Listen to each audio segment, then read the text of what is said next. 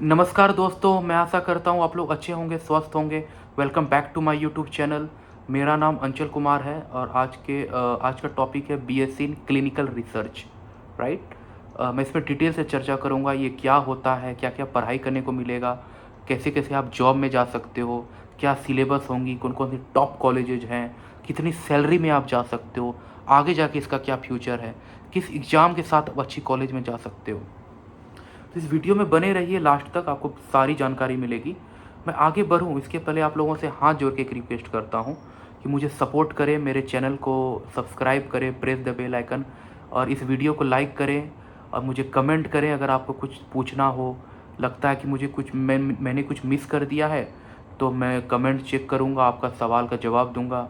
और इस वीडियो को अपने परिवारजनों के साथ, अपने दोस्तों के साथ, अपने क्लासमेट्स के साथ ज़्यादा से ज़्यादा शेयर कर सकें। खैर, अपने टॉपिक पे आते हैं। तो आज का टॉपिक है BSc in clinical research. Right. ये नाम से ही पता चल रहा है, बीएससी बैचलर ऑफ साइंस की बात हो रही है। राइट। तो क्लिनिकल रिसर्च, तो यहाँ पे जो बच्चे पढ़ाई कर रहे हैं वो है drug development, clinical trials, health care regulations, patient safety. Okay. तो इसके बाद आप पढ़ाई करने के बाद आप काम करोगे, फार्मा कंपनी में भी हो सकता है, या बायोटेक कंपनी में भी, हॉस्पिटल्स में भी, रिसर्च ऑर्गेनाइजेशंस में भी, या जितने भी इसकी रेगुलेटरी बॉडीज़ हैं वहाँ पे भी आप जा सकते हो। राइट। मैं आगे डिटेल से चर्चा करूँगा। पहले मैं एलिजिबिलिटी क्राइटेरिया की बात करूँ तो यहाँ पे ऐसा नहीं है कि सिर्फ बायोलॉजी के बच्चे जा सकते, नहीं।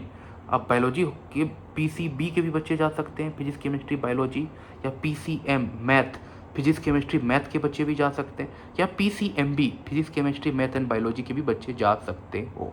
ओके। मिनिमम परसेंटेज की बात करूँ तो 45% आपको मिनिमम आना चाहिए सेकेंड डिवीज़न के साथ, ताकि आपको कॉलेज मिल सके। लेकिन मैं अपने व्यूअर के साथ ये एक्सपेक्ट करता हूँ और मैं ये चाहता हूँ कि आप 60% लाओ, ताकि आपको अच्छी कॉलेज मिल सके और आगे जाके भी आपकी अच्छी जगह फ्यूचर हो सके, अच्छी जॉब मिल सके। राइट। अल्टीमेटली आपको जॉब पानी है। और बहुत सारी कॉलेज की रिक्वायरमेंट्स होती है कि इंग्लिश प्रोफिशिएंसी होनी चाहिए, इंग्लिश आना चाहिए। तो ये डिपेंड करता है, ये ज़रूरी नहीं है लेकिन ये डिपेंड करता है, कोई किसी किसी कॉलेज की ये रिक्वायरमेंट होती है।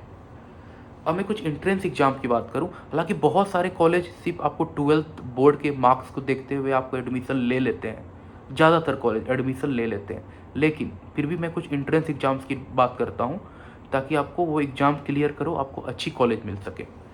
जैसे कि CUET, common university entrance test, NEET UG, state levels exams होती हैं, या कुछ प्राइवेट्स भी होती हैं, लाइक मणिपाल हुआ, किड्स कलिंगा की हो गई, या कुछ अमेठी है, शारदा यूनिवर्सिटी है। ऐसे बहुत सारे कॉलेजेज हैं, यूनिवर्सिटीज़ हैं। ये 3 साल की स्टडी होती है। जो फर्स्ट ईयर में जो आपको पढ़ाई करने को मिलेगा वो है, मैं कोर सब्जेक्ट्स की बात कर रहा हूँ, वो है human anatomy and physiology, biochemistry, cell biology, genetics, fundamental of clinical research, English communication skills भी होती हैं।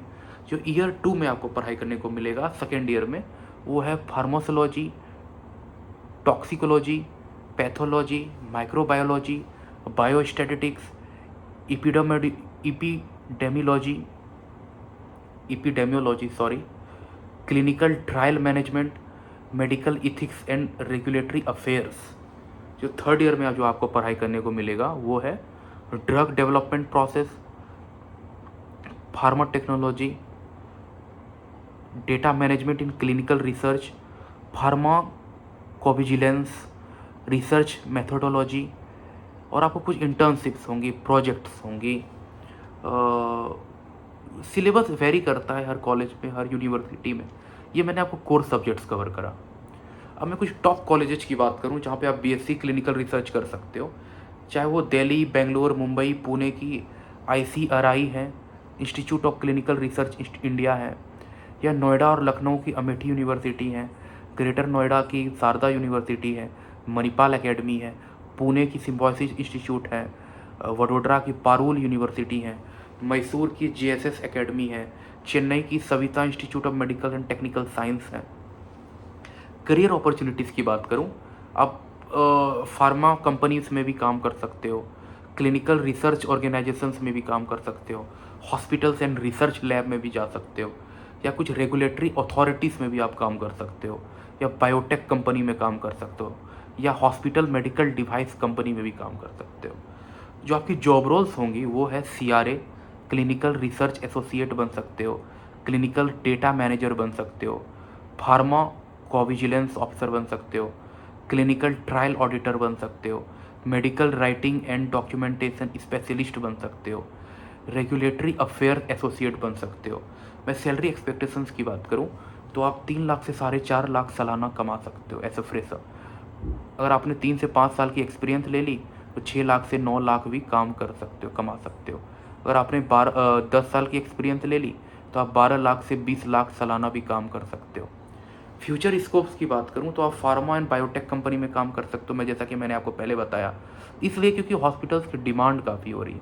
हर साल लोगों की मरीज की संख्या बढ़ते जा रही है, जनसंख्या बढ़ रही है, मरीज की संख्या बढ़ रही है, तो हॉस्पिटल्स की डिमांड बढ़ रही है। और इससे जुड़े हुए जितने भी प्रोफेशनल्स हैं सभी की डिमांड बढ़ रही है। किसी को लगता है कि मुझे हायर स्टडी करनी है तो आप MSc इन क्लिनिकल रिसर्च भी कर सकते हो। या किसी को लगता है मुझे मैनेजमेंट रोल में जाना है या एडमिनिस्ट्रेशन रोल में जानी है, हेल्थ केयर में ही रहना है लेकिन इस फील्ड में जानी है, तो आप MBA भी कर सकते हो। MBA इन फार्मा मैनेजमेंट है, MBA in hospital management, MBA in health care management, बहुत सारी अपॉर्चुनिटी है। या PG डिप्लोमा भी कर सकते हो। फार्माकोविजिलेंस है या रेगुलेटरी अफेयर्स में PGD भी होती है, पोस्ट ग्रेजुएट डिप्लोमा भी होती है। और आजकल तो बहुत सारी अपॉर्चुनिटीज़ AI में भी हो गई है। AI हर जगह घुस चुका है, आर्टिफिशियल इंटेलिजेंस, चाहे वो ड्रग डिस्कवरी में हो, पर्सनलाइज्ड मेडिसिन हो, जेनोमिक्स हो, हर जगह AI घुस चुका है। यहाँ पे भी आप जा सकते हो, डिमांड बहुत ही अच्छी है, बच्चे जा सकते हैं, बहुत सारे बच्चे अच्छे कर रहे हैं यहाँ पे। खैर मैंने इस वीडियो के माध्यम से बहुत सारे टॉपिक्स को कवर किया, बहुत सारे टॉपिक्स को कवर किया है। अगर ये वीडियो आपको अच्छी लगी हो तो मुझे इस वीडियो को लाइक करें, मुझे सपोर्ट करें, इस वीडियो को ज़्यादा से ज़्यादा शेयर कर सके अपने दोस्तों के साथ, अपने परिवारजनों के साथ, अपने क्लासमेट्स के साथ, और ताकि मुझे मोटिवेशन मिल सके, मैं ऐसे बहुत सारे टॉपिक्स को आगे जाके कवर कर सकूँ। Thank you so much for watching this video. Thank you so much again.